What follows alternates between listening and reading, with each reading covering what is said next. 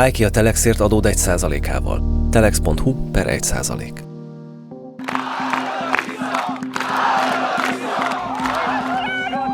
100%, hogy a Tisza megnyerte a választást. Igen, ez eldőlt. Nagyon kevés narancssárga fog maradni. Én kijelentem, jó, hogyha tévedek, akkor azt ellenem fel lehet hozni, megvan a kétharmad. Tehát a Tisza kétharmaddal megnyerte a választást. Megcsináltuk, a Tisza és Magyarország megnyerte ezt a választást. Egyetlen egy pártra sem szavaztak annyian a rendszerváltás óta, mint a Magyar Péter vezette Tiszára április 12-én. Budapest utcáin spontán örömünnep kezdődött, amikor kiderült, a Tisza elsöprő győzelmet aratott az országgyűlési választáson, és 16 év után véget ér Orbán Viktor uralma. Miközben a város utcáin karneváli volt a hangulat, a Bálnánál, a fideszes eredményvárónál élőben lehetett követni, ahogy a fideszesek valósága összeomlik. Mit gondol az eredményről? Hogy érzi magát? Szarul. És ön szerint mi ment el ez a választás? Fogalmam sincs róla. Most még Mit nem fog tudom. tenni holnaptól? Ugyanazt, amit ma. Holnap munkanap van. Preszkukat. Hogy érzi magát? Mondom, preszkukat. Nyert az ördög, ezt tudjuk mondani. Mit csináltak rosszul? Örül? Orbán Viktorék kevesebb parlamenti mandátumot szereztek, mint 4 évvel korábban a Márki-Zay Péter által vezetett ellenzéki összefogás. A 106 választókerületből a Fidesz csak 10-et tudott megnyerni. Egymás után dőltek le olyan vidéki bástyáik, ahol ciklusok óta legyőzhetetlenek voltak. Most nem értjük, hogy mi történt sok szomfitársunkkal, akik így kizöldítették ezt a térképet. A Fidesz szavazói a politikusaiktól és a propaganda médiából hónapokon keresztül azt hallották, hogy nyerésre állnak. Sokaknak ezért sokkoló volt az eredmény. Számított erre? Nem akarom mondani. De egy ilyen hernyó ne kerüljön az ország élére. Bocsánat, hogy ezt mondom. Ez, aki a Fidesznek az oldalán nőtt föl, ott nőtt föl. Ott volt, feleségét megaleszte, a gyerekeit megaleszte, és ő fogja a mi országunkat vezetni majd. Milyen ember ez, ilyen ember? Kik ezek az emberek, akik most őrá szavaztak? A Fidesz politikai, társadalmi és gazdasági berendezkedése, amit nemzeti együttműködés rendszerének neveztek el, 16 éven át épült. Ebben a videóban azt mutatjuk be, hogy az elbukott választás után hogyan kezdett el azonnal szétesni az Orbán rendszer.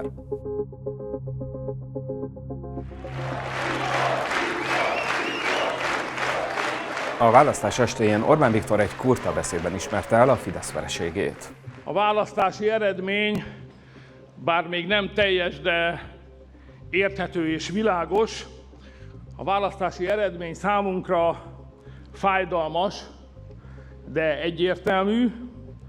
A kormányzás felelősségét és lehetőségét nem nekünk adták. A győztes pártnak gratuláltam.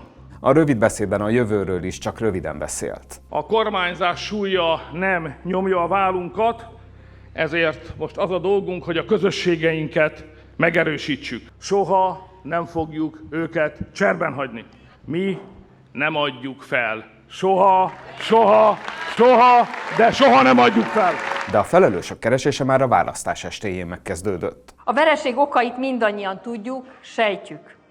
Az ezért felelősöket pedig ki kell vágnunk végre a nemzeti oldal testéből. Ferenc Orsolya azt mondjuk azóta sem árulta el, kikre gondolt. Kocsis Máté kis házi árulókról posztolt, például Borbás Marcsiról, mert a műsorvezető kitálalta arról, hogy a gazdaság állapota miatt kétszer annyit kell dolgoznia ugyanazért a pénzért. Jeszenszky Zsolt fideszes megmondó ember pedig Orbán Viktort okolta, na nem úgy. Amikor Indiában járt, és ott a helyi vendéglátók felé valamifajta gesztusként ő vitte be valamilyen áldozati ajándékot a hindu istenségnek a templomába, nem tudom a pontos sztorit, a Robi videójában ez részletesen benne van, akkor ő ott egyfajta bálványimádást követett el akaratán kívül, és kaput nyitott a szellemvilág felé, a gonosz szellemek felé, ami ezáltal beengedte őket az életébe. Orbán Viktor lemondását csak Király Nóra, a Fidesz csepeli képviselőjelöltje hiányolta. A vereség után a párt vezető politikusai napokig hallgattak.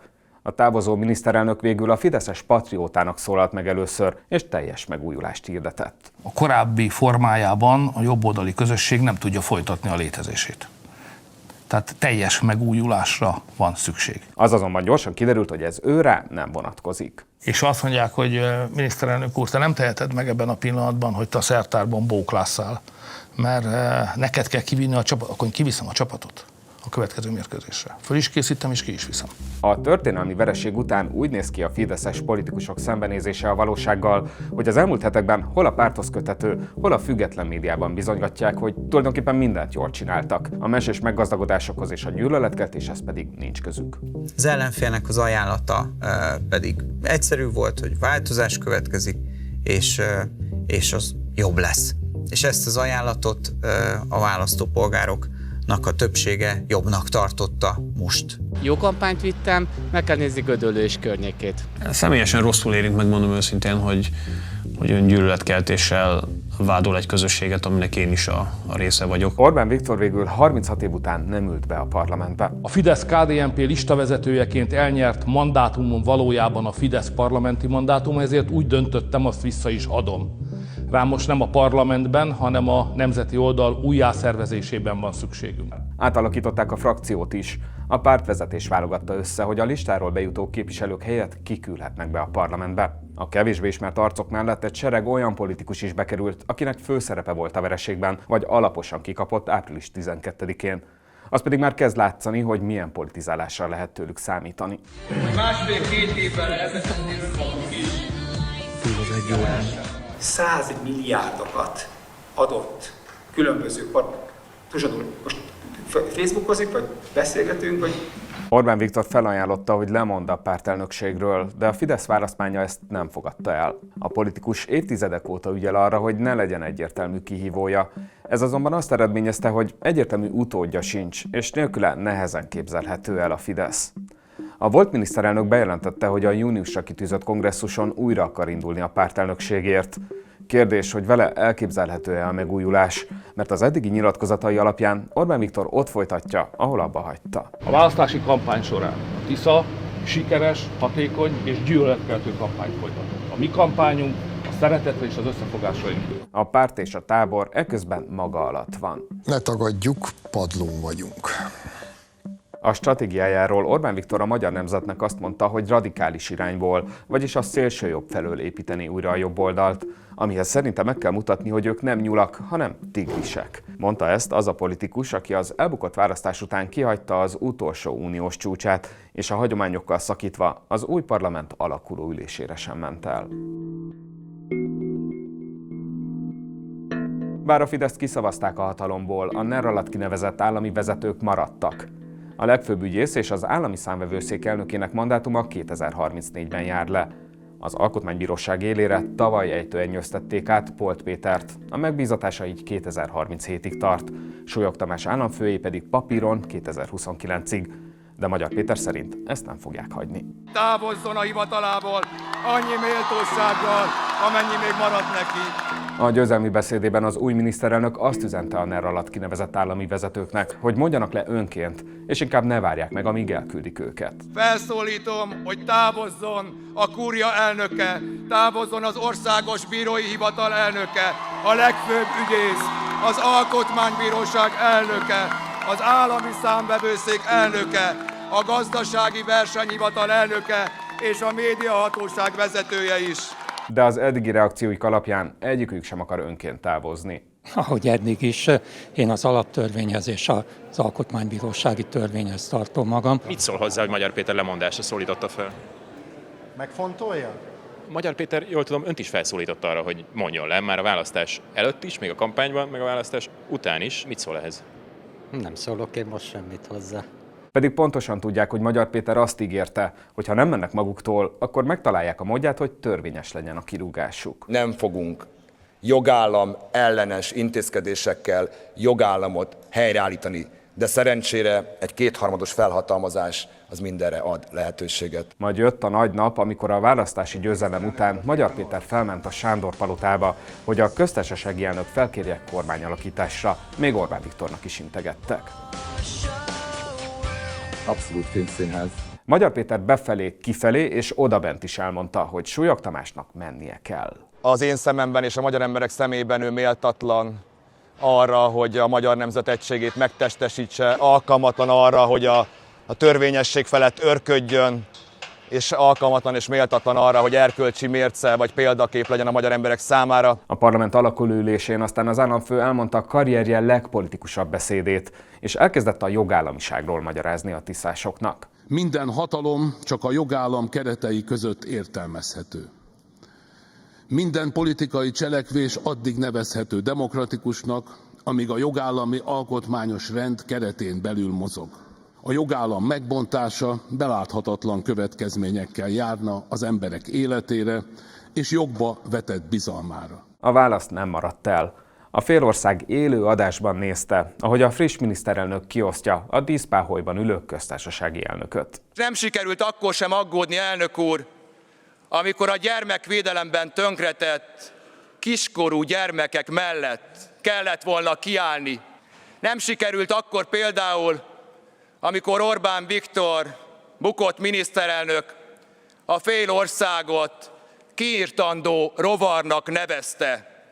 Az új miniszterelnök határidőt is adott. Az előző rendszerhez köthető vezetőknek május 31-ig kellene távozniuk. Az Orbán kormány miniszterének pedig később megüzente, hogy ne vegyék fel a végkielégítésüket, mert úgysem fogja aláírni. Szégyeljék magukat, amilyen helyzetbe hozták az országot, amilyen állapotban adják át az országot. A korábbi vezetők között azonban van egy kivétel. Varga Mihály jegybankelnököt a helyén hagynák. Függetlenül, hogy kinevezte ki Varga Mihályt, ő egy másfajta munkát képzel ott el, amennyiben azt látjuk, hogy a jegybank elnöke és maga a jegybank azért dolgozik, ami a törvényes feladata, és nem azért, hogy akadályozza mondjuk az új kormánynak a pénzügypolitikáját, költségvetési politikáját, gazdaságfejlesztési politikáját, akkor fogunk tudni együtt dolgozni. 10 milliárdos értékben utalják távoli országokba a pénzüket az Orbán Viktorhoz közel álló oligarchák, állítja Magyar Péter. Menekíti a pénzét Orbán Viktor belső köre. 2 héttel a választások után a Brit Guardian című lap írt erről fideszes forrásaikra hivatkozva. Magyar Péter azt állította, a bankok több nagyértékű utalást felfüggesztettek pénzmosás gyanúja miatt. Az Orbáni oligarchák 10 milliárdos értékben utalják ki a pénzt. Pontos tudomásom van róla, hogy a NAV több Rogán Antal köréhez tartozó nagyértékű utalást felfüggesztett a bankok jelzéseire, pénzmosásra hivatkozva. Úgy tűnik, hogy miután a bátor kapitány Orbán Viktor elhagyta a süllyedő hajót, a janicsárok talpa alatt is forró lett a talaj. A fideszesek többsége ezt a vádat visszautasította. Hogyan kommentálna azokat a híreket, hogy megkezdődött a vagyonok kimentése az országból? Fake news. Ez ugyanannak az aljas, hazug propagandának a része, amivel hergelték az embereket. De volt, aki nem zárta ki. Hogyha igaz, akkor remélem, hogy ezt le fogják állítani, és remélem, hogy mindenki elnyeri a méltó büntetését. Aztán 1 hétre rá a Kontroll adásában váratlanul kitálalt Balási Gyula. Ő az Orbán kormányok propaganda gépezetének egyik legfontosabb szereplője. Az elmúlt 10 évben az ő cégei bonyolították le a kormányzati plakátkampányokat és az állami rendezvények szervezését, elképesztő haszonnal. A Korrupció Kutatóközpont számításai szerint a hozzá köthető cégek 2011 és 2025 között csak közpénzből 1135 milliárd forintnyi megbízást kaptak. Több cégünk számláját is befagyasztották. A rendőrség megerősítette, hogy vagyonkimentéssel kapcsolatos ügyben indult nyomozás, hűtlenkezelés és pénzmosás gyanújával. A 2/3 elbukott választás után Balási egy felajánlást tett. Azt mondta, hogy az államnak adná a cégeit és a vagyona nagy részét. Én azt a cégcsoportot, amit én 22 éve építek, és jelenleg a államnak és kormányzatnak a rendezvényszervezési, kommunikációs, médiavásárlási feladatokat végzi. Én ezt a benne lévő minden tudással, minden vagyoni, nem vagyoni joggal én felajánlom a magyar állam részére. Semmi titkolni és takarni valóm nincsen. A vállalkozó a semmiből a 37. leggazdagabb magyar lett a NER évei alatt. Könnyek között beszélt arról, hogy nem akarja elhagyni az országot. Én 25 éves voltam, amikor... Bocsánat. Azt azonban azóta sem magyarázta meg, hogy a magánvagyonát miért adná az államnak, ha jogosan szerezte. Én ebbe az országba születtem, itt éltem, itt van a családom, és úgy érzem, semmi okom arra, hogy hogy máshova menjek. A Fidesz korábban híres volt a fegyelmezett és központosított kommunikációról, na az interjú után ebből semmi sem látszott. Dajs Tamás szerint Balásit megzsarolták. Messze jogon kívüli, jog fölötti zsarolással, nyomásgyakorlással olyan helyzetbe akarnak hozni embereket, hogy megtörjenek. Mencár Tamás szerint a Balásihoz hasonló figurák miatt veszítettek. Gulyás Gergely emlegetett elfogadhatatlan túlárazásokat, de boszorkányüldözést is. Szatmári Kristóf némileg váratlanul azt kérdezte, hogy ki a fasz ez a Balási. Orbán Viktor pedig Dobtmannek magyarázta, hogy a Balási ügyben szerinte kik érintettek. Karácsony Gergely és természetesen Magyar Péter. Budapest kötött a Balásival, most megnéztem az irattárba, 180 millió plusz 60 millió forintos szerződést. És most Karácsony Gergely. Igen, a főváros. Igen, a leendő miniszterelnök meg 1 milliárd fölött, és ők jönnek szembe most. Balási cégei ellen végül végrehajtási eljárást indított az adóhatóság. De mi a helyzet a többi neres nagyvállalkozóval? Mészáros Lőrincet a francia Rivierán fotózták le, egy luxusmárka boltjában shoppingolt. A cégbirodalma kiadott egy közleményt arról, hogy politikai változások ide vagy oda, a gazdaság meghatározó szereplői akarnak maradni.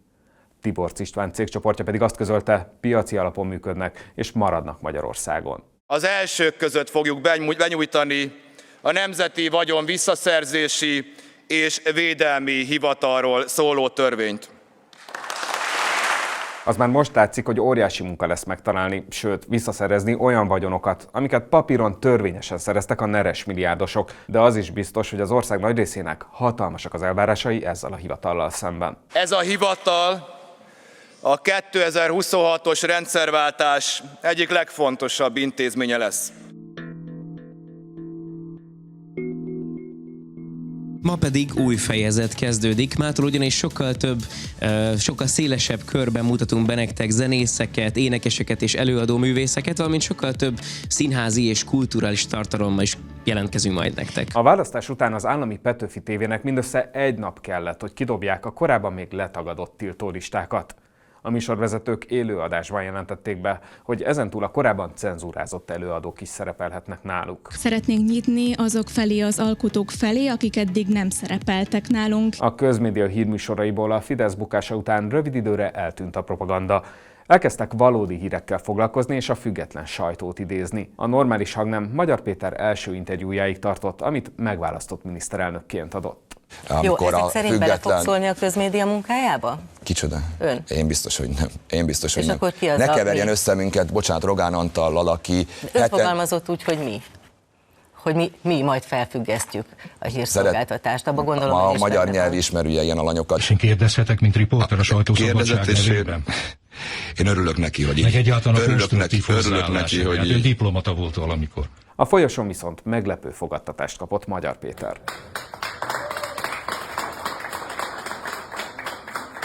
A miniszterelnök megígérte, hogy az évente 160 milliárdból gazdálkodó állami médiában leállítják, majd szakmai alapokon indítják újra a hírszolgáltatást. A TV2-nél viszont a neres vezetés döntött úgy, hogy beszántják a hírműsorokat.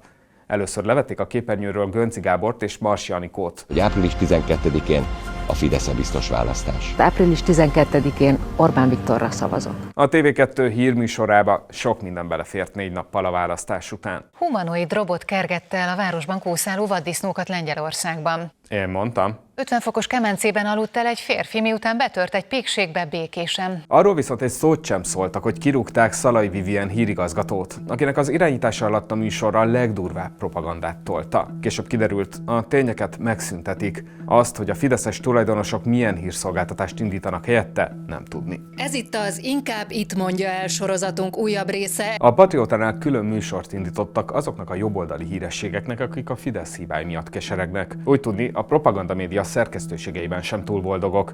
A Patrióta mellett a Mandinernél és a Megafonnál is leépítések kezdődtek.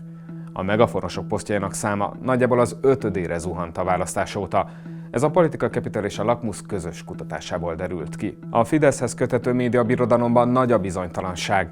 Nem tudni, hogy mit tartanak meg és mit zárnak be, mi él meg a piacról, és mire adnak pénzt a fideszes oligarchák. Óriási lehetőségek állnak a jobboldali média előtt. Egyelőre mindenki arra keresi a választ, hogy lesz erre pénz. Hát szerintem ez a nagy média tulajdonosoknak a felelőssége, azoknak a felelőssége, akik a jobboldali világhoz tartoztak. Ja, és még egy dolog. A Tisza adós kampányra mindenki emlékszik, ugye? Kiszivárgott a Tisza terve, brutális adóemelésre készülnek. 33%-omért. Az Index május elején közölt egy helyreigazítást, bár ez egy kicsit enyhe szó, amikor valójában azt ismerik be, hogy hazudtak. Ebben megírták, hogy egy szó sem volt igaz az úgynevezett Tisza adóból, amire a Fidesz kormány és a propaganda médiája hatalmas kampányt épített. A főszerkesztő távozott, de Fekete Szalóki Zoltán sokáig nem maradt munkanélkül. Még aznap kiderült, hogy a Fidesz legmegbízhatóbb médiás kádere Vaszili Miklós tanácsadója lesz a TV2-nél. A kormányváltás óta mintha a hatóságok is összekapták volna magukat a NER-hez köthető ügyek kivizsgálásában. A rendőrség vizsgálja, hogy menekítettek-e külföldre vagyont. Az ügyészség átvette a nyomozást a jegybanki alapítványoknál történt vagyonvesztéssel kapcsolatban. A legfőbb ügyész pedig azt ígéri, megoldják, hogy akár Dubajból is visszahozzák Matolcsiék Ferrariait. Ez itt a Gypsy Kings Tribute. Fási Ádám lánya, Fási Zsülike 101 milliót. Emlékszik rá, hogy mire adta? Igen, a munkácsi kiállítás több helyszínen történő megrendezés. Nem. Az is kiderült, hogy a Nemzeti Kulturális Alap titokban milliárdokat osztott ki fideszes celebeknek és a párt holdudorához tartozó szervezeteknek, kulturális támogatás címszóval, és épp a választás előtti hónapokban. A botrány miatt lemondási hullám indult, és azóta is magyarázkodnia kell a fideszeseknek. Leesett az álom, hogy milyen pénzek mentek és kiknek mentek. De beszédesebbek a hivatalok is. Az államadósságkezelő váratlanul kiadta, hogy mennyibe került a 2024 tavaszán felvett kínai gigahitel Magyarországnak. Az állami számvevőszék pedig közzétette, hogy a Budapesti Metropolitán Egyetemből is a Matolcsi kör lapátolta ki a pénzt. Exkluzív felvételek a volt kormánypárti politikus elfogásáról. 2 egyenruhás rendőr kíséri ki az otthonából Bóna Zoltán volt fideszes országgyűlési képviselőt. Beültetik a kisbuszba, majd elhajtanak vele. A parlamentből frissen kieső Bóna Zoltán fideszes politikust azzal gyanúsítják, hogy az egyik ismerőse édesanyját felvette személyi titkárnak. A 70 éves asszony azonban a valóságban semmilyen munkát nem végzett, a fizetés egy részét pedig a gyanú szerint visszaosztotta a politikusnak. Kezi csókolom, Sára Botond vagyok. Igen, én vagyok személyesen, kezi csókolom. Ő pedig Sára Botond budapesti főispán. Az ügyészség hivatali vesztegetéssel gyanúsította meg, mert drága borokat fogadott el egy munkaerőkölcsönzéssel kapcsolatos, a volt miniszterelnök testvérét, Orbán Áront is érintő ügyben. Ahogy hallom, mindenhol darálnak. Papírfoszlányokat lehet még mindig találni itt a külügyminisztérium épületénél. Bár Magyar Péter szerint a választás utáni napokban felzúgtak az iratdarálók. Kérdés, milyen ügyek derülnek ki azután, hogy hozzáférhetővé válnak a dokumentumok, és elkezdik kivizsgálni az elmúlt 16 év ügyeit. Akkor előbb nézzük meg a szivarszobát, gyertek. Hát az mindenhova kell egy jó szivarszoba, főleg közpénzen. Miközben egy ország nézi szájtátva, hogy a Budai Várban, a minisztériumokban eddig milyen körülmények között folyt a munka. Újra középpontba került a kegyelmi ügy, és Magyar Péter újjáépíti az uniós kapcsolatokat. Addig 16 év teljhatalom után Orbán Viktor a partvonalról nézi, hogyan omlik össze a rendszere. Jó napot, elnök úr! Hát megvan?